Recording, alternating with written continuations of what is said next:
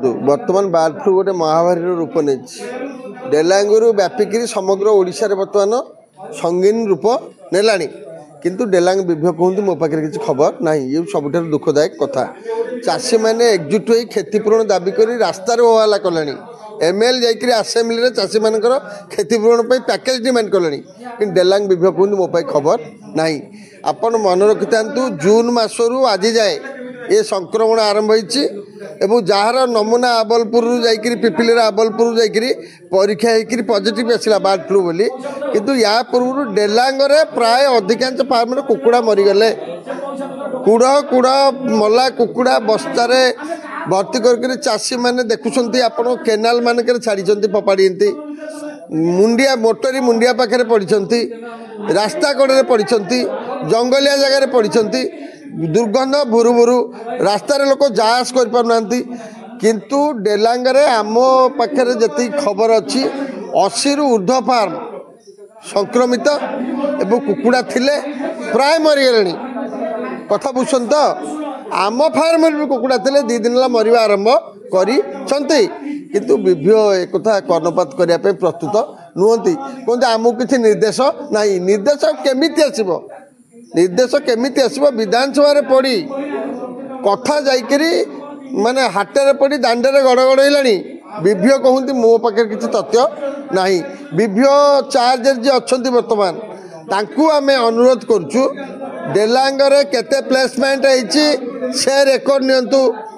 June ମାସରୁ ଆଜି ଯାଏ କେତେ ପ୍ଲେସମେଣ୍ଟ ହେଇଛି, କେତେ କୁକୁଡ଼ାରେ କେତେ ଫାର୍ମରେ କୁକୁଡ଼ା ଥିଲେ, କେତେ ଫାର୍ମରେ କୁକୁଡ଼ା ମରିଗଲେଣି, କେତେ ଫାର୍ମରେ କୁକୁଡ଼ା ବର୍ତ୍ତମାନ ଅଛନ୍ତି, କେତେ ଫାର୍ମରେ କୁକୁଡ଼ା ମରୁଛନ୍ତି।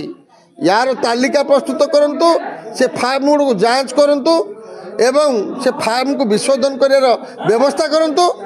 ତାପରେ ଚାଷୀମାନେ କେମିତି କ୍ଷତିପୂରଣ ପାଇବେ ତାର ବ୍ୟବସ୍ଥା କରିବା ପାଇଁ ଯଥାସାଧ୍ୟ ଉଦ୍ୟମ କରନ୍ତୁ।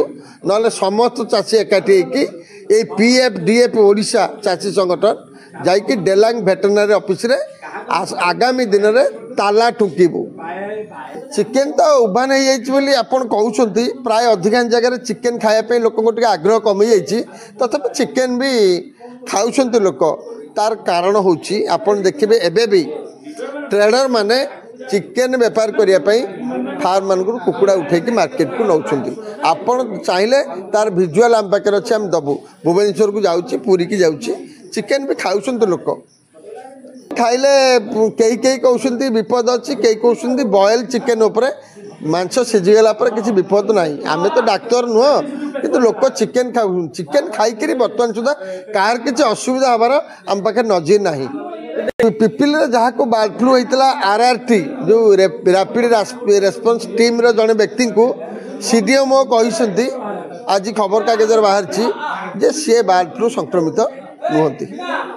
ହଁ, ଫ୍ଲୁ ରୋଗ ସମସ୍ତଙ୍କୁ ବ୍ୟାପିପାରେ। ତେଣୁକରି ସରକାରଙ୍କର ଗୋଟେ ଆଡ଼ଭାଇଜରୀ ଜାରି ହେଇଛି। ଜନବସତି ପ୍ରତି ଯେହେତୁ ଏହାର ବିପଦ ଅଛି, ଫାର୍ମ ଗୁଡ଼ିକୁ ତୁରନ୍ତ ବିଶୋଧନ କରାଯାଉ। ସେଠି ଫର୍ମୋଲିନ୍, ଫିନାଇଲ, ବ୍ଲିଚିଂ ପକାଇକି ସେ ଅଞ୍ଚଳକୁ ପୁରା ବିଶୋଧନ କରାଯାଉ ଏବଂ ଜୀବାଣୁମୁକ୍ତ କରିବା ପାଇଁ ସରକାରଙ୍କର ଆଡ଼ଭାଇଜରୀ ଅଛି। କିନ୍ତୁ ମାନେ ଡେଲାଙ୍ଗ ହେଉ, ପିପିଲି ହେଉ, ସତ୍ୟବାଦୀ ହେଉ, ବିଭ୍ୟ ମାନଙ୍କର ଏ ସମ୍ପର୍କରେ ଆଦୌ ତତ୍ପରତା ନାହିଁ। ଦେଖିବା ଗତକାଲି ଗୋଟେ କେନାଲରେ କୁଡ଼ ମଲା କୁକୁଡ଼ାକୁ ବସ୍ତା ହେଇଥିଲା। କେନାଲ ପାଣି ମଧ୍ୟ ଚାଷ ଜମିକି ଯାଉଛି, ଲୋକ ମଧ୍ୟ ସାର୍ଭାର କରୁଛନ୍ତି।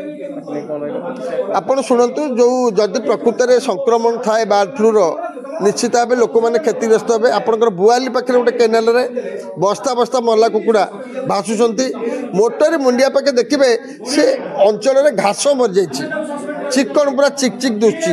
ମଲା କୁକୁଡ଼ାଙ୍କର ଏତେ ମାତ୍ରାରେ ରିଆକ୍ସନ୍ ଅଛି, ଯେଉଁଠି ଫପଡ଼ା ହେଇଛି ସେ ଅଞ୍ଚଳରେ ଘାସ ବି ରହୁନି। ତେଣୁକରି ନିଶ୍ଚିତ ଭାବେ ଫ୍ଲୁ ବ୍ୟାପିଲେ ମାନବ ସମାଜର କ୍ଷତି ହେବ, ଲୋକମାନେ ସଂକ୍ରମିତ ହେବେ ଏବଂ ରୋଗ ବ୍ୟାଧିରେ ପଡ଼ିବେ।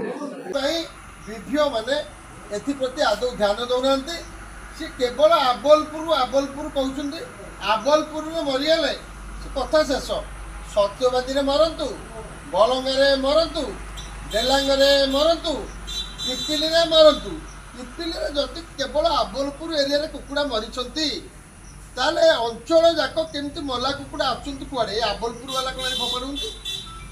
ଏମାନେ କେବଳ ଗୋଟେ ପ୍ରହସନ କରୁଛନ୍ତି କିଟ୍ ପିନ୍ଧିକରି किट पिंधिक गोटे भयंकर रूप देखाई लोक आतंकित कर मन रखु चाषी मानकर क्षतिपूरण आम जो डिमांड करूँ से आज पर्यंत आम माने ध्यान देचु जदि यही कथा को विभ्र मैंने हेला करती चाषी मानकर क्षतिग्रस्त चाषी मानकर ठीक तालिका प्रस्तुत न करती एवं तांकु क्षतिपूरण न मिले आमे समस्त विभ्र ऑफिस रे पुरी जिलार समस्त चाषी एकाठी होकर ताला झुलेबू धारणा दबू जे पर्यंत क्षतिपूरण